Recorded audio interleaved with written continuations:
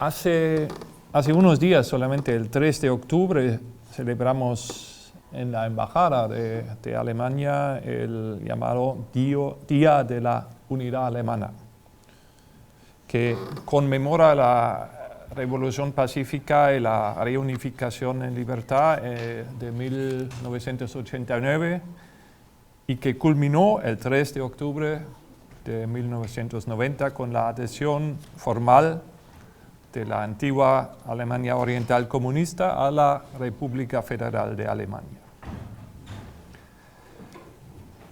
En la ceremonia de la semana pasada se interpretó el himno alemán, por supuesto. Y este himno se llamaba originalmente Lied der Deutschen. Y su texto fue escrito por Hoffmann von Fallersleben en 1841, basándose en la melodía de Haydn. Cuando von Fallersleben lo escribió, Alemania ni siquiera existía como Estado. Lo que había era más de 40 pequeños estados, principados y ciudades libres. Y tampoco se hablaba por entonces de justicia y libertad, o de Estado de Derecho y de democracia. La canción original era, por tanto, un llamamiento político revestido de forma musical, un grito de protesta. Los pesimistas de la época decían una ilusión. Recién al cabo de más de 80 años, la canción se convirtió en himno. Y fue solo después de casi 150 años, con la reunificación alemana, en 1990, cuando pude decirse que su letra se refería a la realidad. ¿Y por qué les cuento todo esto? La unidad, la justicia y la libertad son la esencia de lo que Alemania quiere representar hoy. Aquello por lo que lucha. Y no solo en lo que se refiere a sí misma, sino que constituye la base de nuestro compromiso con la Unión Europea y de nuestro compromiso con el orden internacional, especialmente en el marco de las Naciones Unidas. Así pues, si tuviera que resumir mi discurso sobre el papel de Alemania, diría, es la primera línea de nuestro himno nacional. Queridos oyentes, analicemos en primer lugar el periodo posterior a la Segunda Guerra Mundial. Para Alemania, el final de la guerra y del nacionalsocialismo significó un nuevo comienzo, una reorientación fundamental. Me refiero aquí exclusivamente a la República Federal de Alemania, no la parte comunista. En el ámbito interno, tras la guerra, la República Federal se centró en la transformación del Estado y la sociedad hacia un orden abierto, liberal, democrático, constitucional. En términos de la política exterior, ello se traducía en una reorientación firmemente anclada en el sistema de valores occidental. Antes de entrar en lo que esto significa en concreto, permítame una breve digresión. No lo olvidemos, Alemania al final de la guerra estaba devastada. Devastada porque era dividida políticamente y su economía en gran parte destruida, pero sobre todo porque era moralmente devastada. Un paria que había perdido cualquier credibilidad ética a nivel internacional. Restablecer la credibilidad era, por tanto, un elemento fundamental de nuestra política exterior de la posguerra. Ello no puede lograrse únicamente por medios políticos o medios económicos. Por eso, desde entonces, el intercambio cultural, académico y de la sociedad civil en general ha sido siempre una parte muy importante de nuestra política. Tanto los institutos Goethe como el DAAD, como las fundaciones políticas, Friedrich Ebert, Konrad Adenauer, etc., como la GIZ, están unidos por el hecho de que son apoyados, financiados por el Estado alemán, pero ellos tienen un grado de autonomía propio muy alto para transmitir al mundo no solamente lo que dice, piensa el gobierno alemán, pero toda la sociedad alemana, la diversidad, la pluralidad de la sociedad actual. Y cuando hoy el Nation Brands Index sitúa una y otra vez Alemania en el primero o segundo lugar en el mundo y elogia la fiabilidad y credibilidad del país, podemos considerarlo una confirmación de este planificamiento. Bueno, no es mi intención dictar un curso de historia, pero es cierto que en aquella época posguerra se tomaron muchas decisiones importantes en materia de política exterior y también la Alemania reunificada a partir de 91 siguió desarrollando su agenda de política exterior en consonancia con estas decisiones. Se trataba sobre todo de superar las enemistades seculares en Europa y de desarrollar una nueva convivencia en el continente. Y el ulterior desarrollo de la Unión Europea sigue siendo quizá la prioridad política para Alemania.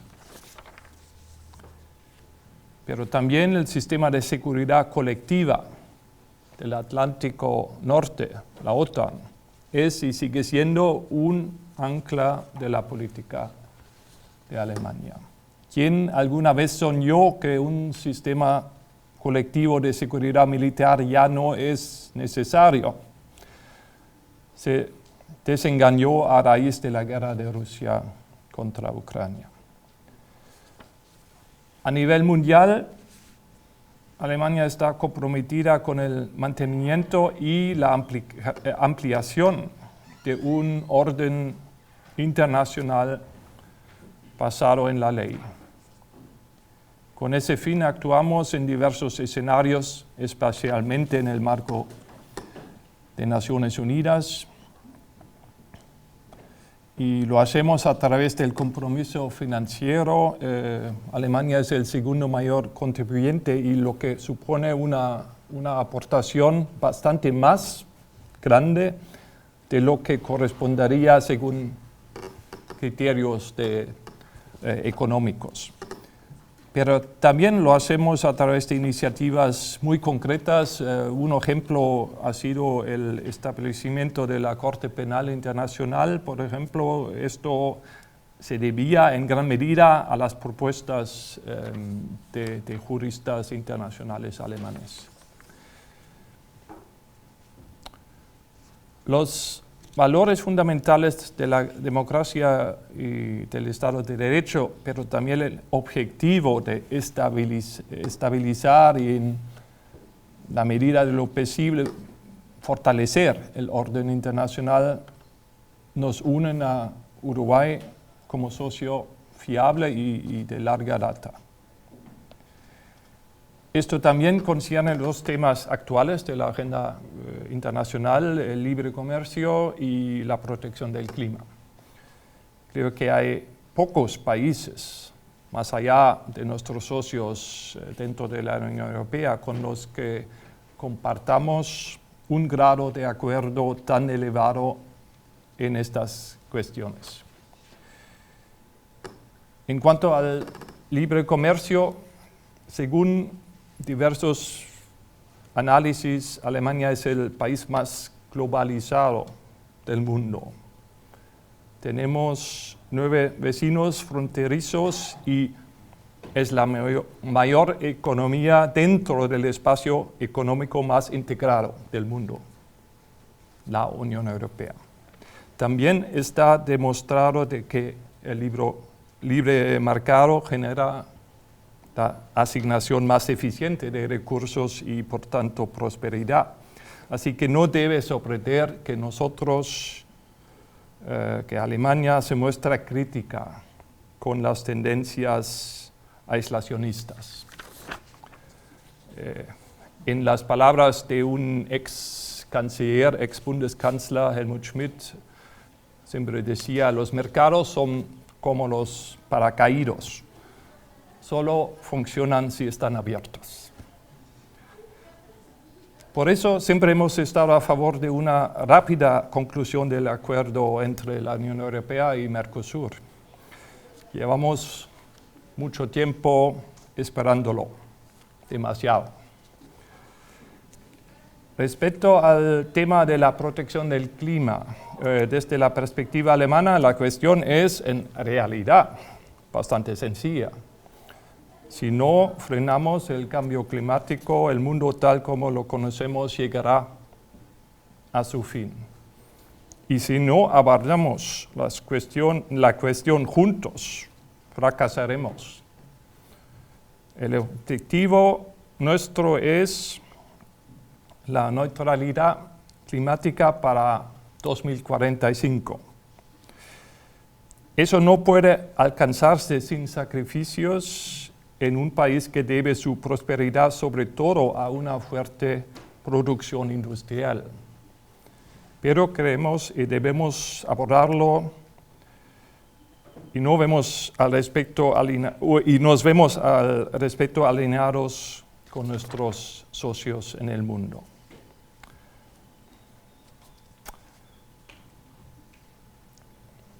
Bueno, tras un esbozo de la historia y la presentación de algunos importantes principios, permítame abordar brevemente ahora los retos actuales, que por supuesto se relacionan con las prioridades generales de la política exterior alemana.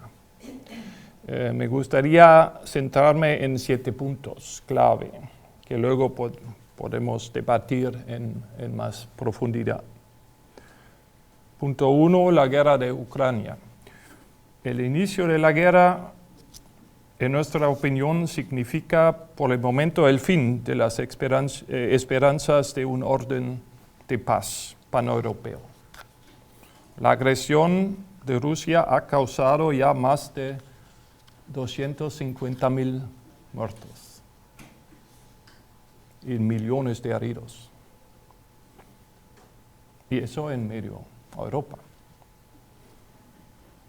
Para Alemania está claro que el desprecio de Rusia por los principios de derecho internacional no puede salir triunfante. De lo contrario, la seguridad de nuestro país, de toda Europa, se vería permanentemente amenazada. Y de lo contrario, se estaría fortaleciendo a todos aquellos en otras regiones del mundo que optan por la ley de la selva, en lugar de por la ley o la coexistencia pacífica. Por cierto, creo que ahora que celebramos el 300 aniversario del filósofo de la Ilustración, Immanuel Kant, merece la pena volver a nuevo a sus reflexiones en su obra sobre la paz perpetua. Quizá hemos perdido un poco la memoria. Punto 2. El desarrollo ulterior de la Unión Europea. La superación de las rivalidades entre Alemania y Francia supuso el comienzo de la cooperación europea. Y la Unión Europea se ha convertido en un proyecto de éxito, una gran zona de paz y de comunidad de valores, así como una exitosa integración económica de ahora 27 estados. Pero es igualmente importante tener la unión para evitar la pérdida del peso político de Europa en el mundo. Los europeos deberíamos ser conscientes de lo que Paul-Henri Spaak, uno de los padres fundadores de la Unión Europea, dijo en su día. En Europa solo hay dos tipos de estados. Estados pequeños y estados que aún no han comprendido que son pequeños, como Alemania, como Francia, como otros. Quizá estamos aprendiendo. Por tanto, solo unidos podremos desempeñar un papel relevante en el mundo. Desde la perspectiva alemana, estos procesos de toma de decisiones en la Unión siguen siendo demasiado largos y complejos. Ya en los años 70, uno de nuestros gran políticos, Willy Brandt, señalaba que con las negociaciones en Europa ocurre como con los juegos amorosos de los elefantes. Todo se desarrolla a un muy alto nivel. Levanta mucho polvo y se tarda mucho hasta obtener un resultado. Por desgracia, hoy en día sigue siendo así. Las negociaciones tardan. Por eso se mostraba un poco crítico canciller Scholz hace unos días acerca de las negociaciones EU-Mercosur. Por tanto, para Alemania no cabe duda de que la Unión Europea debe dar nuevos pasos hacia la integración, por ejemplo, para hablar en política exterior con una sola voz, de una forma más clara que hasta ahora. Mi punto 3, el desarrollo del orden internacional. Sin duda, el orden internacional se enfrenta a grandes desafíos, no solo a raíz de la guerra de Ucrania. En palabras del politólogo Robert Kagan, él decía, la jungla está volviendo a crecer. Para Alemania, una cosa está clara, necesitamos reformas para hacer hincapié en la fuerza de la ley y no en la ley del más fuerte.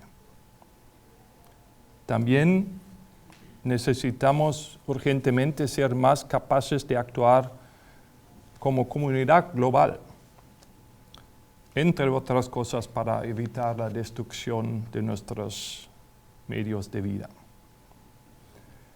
Por ello, participamos intensamente en los debates sobre las reformas urgentes y un ejemplo de los últimos días es la aprobación por la Asamblea General de las Naciones Unidas de una agenda para el futuro bajo la copresidencia de Alemania y de Namibia, el Pacto para el Futuro. Contamos con socios afines como Uruguay para que nos ayuden a lograr avances concretos. Por cierto, hay otro ámbito en el que Alemania y Uruguay colaboran estrechamente. Ambos son importantes proveedores de tropas para las misiones de paz. El próximo mes de noviembre, un equipo de expertos alemanes va a venir a Uruguay y durante varias semanas van a formar personal militar aquí para ese tipo de misiones. Además, en diciembre vamos a celebrar en Montevideo una reunión de todos los países que aportan tropas a las Naciones Unidas, cuyos resultados se presentarán en una conferencia en Berlín el año que viene. El objetivo es lograr que estas misiones ganen en eficacia y fortalecer de esta manera el papel de Naciones Unidas en el mantenimiento de la paz. Punto 4, protección del clima. Ya me he referido a este tema. Nuestra respuesta es muy simple. Nuestra respuesta debe ser una respuesta global. Si no, vamos a tener éxito. Por ello, Alemania está a favor de unos objetivos internacionales de protección del clima lo más ambiciosos posible y defiende que cada país fije sus propios objetivos de aplicación igualmente ambiciosos. También en este aspecto nos vemos muy en consonancia con Uruguay.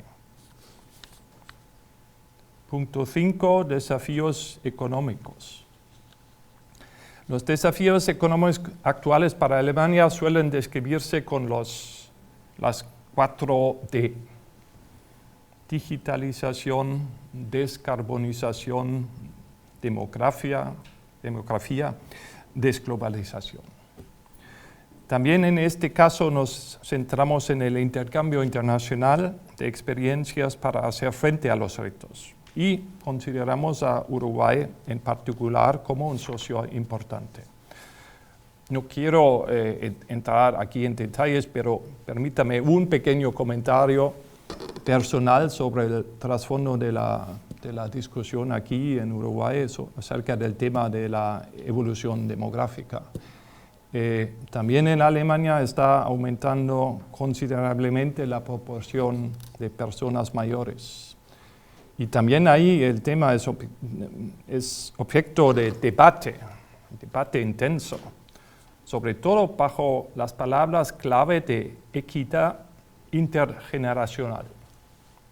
Y también ahí ha habido una reforma del sistema de pensiones para garantizar que pueda financiarse sin imponer una carga excesiva a las generaciones más jóvenes. La edad de jubilación se ha retrasado hasta los 67 años en Alemania. Para bien, bajo mi punto de vista, pues ello me da la oportunidad de pasar hasta 5 años en Uruguay. Punto 6, migración. Esta cuestión ocupa actualmente un lugar prioritario en la agenda política de toda Europa, también de Estados Unidos y de muchos otros países.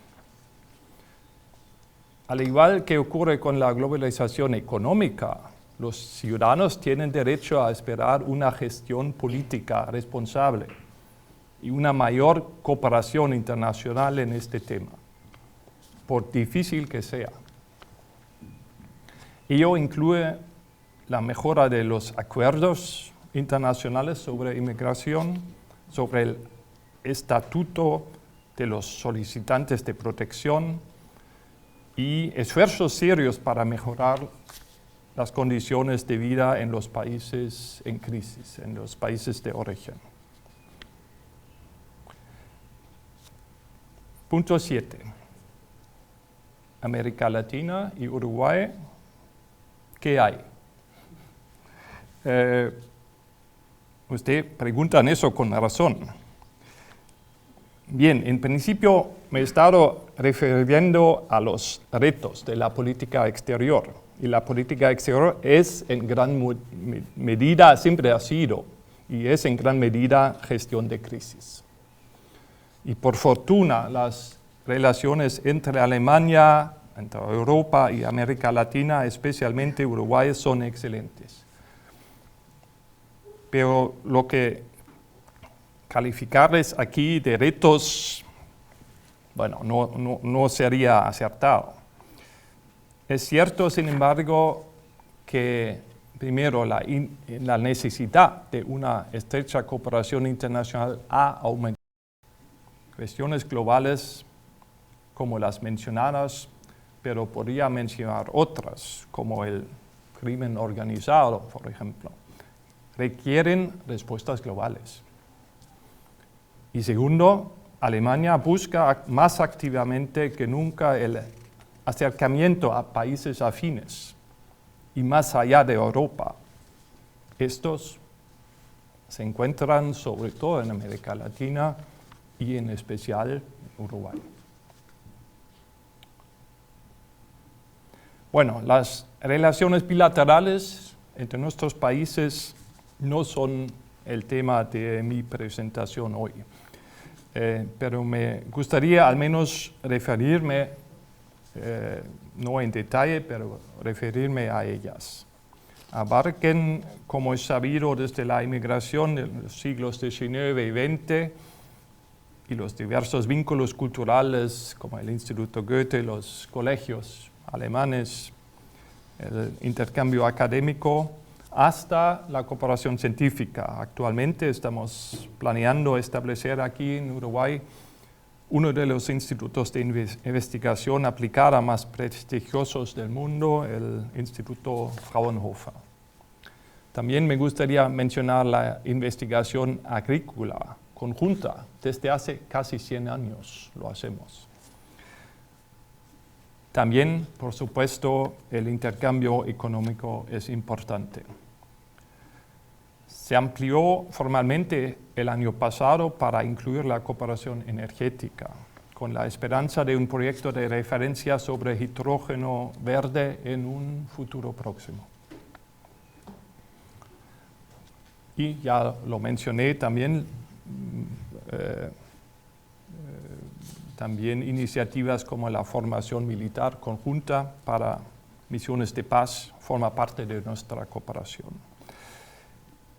En resumen, nuestras relaciones no se limitan a un estrecho diálogo político sobre cuestiones internacionales o bilaterales, sino que son extremadamente diversas.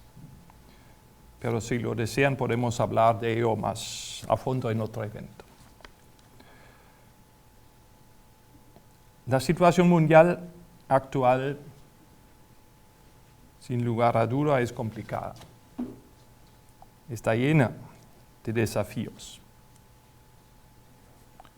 Pero la humanidad tiene hoy en su mano la posibilidad de superar con éxito estos retos. Empecé citando el texto del himno alemán de Hoffmann von Fallersleben, en el que se apela al ideal de unidad, justicia, libertad. Actualmente vivimos en un mundo en el que la realización de estos ideales a escala mundial parece tan lejana como lo parecía en 1841 el sueño de una Alemania unida. Y si algo nos enseña la historia alemana es que la persecución obstinada de estos ideales da sus frutos. Si algo nos enseña la caída del muro de Berlín, es que todos los muros de división política o social, todos los muros de odio y violencia son obra del hombre. Por tanto, también depende de nosotros, los humanos, el superarlos. Gracias por su atención.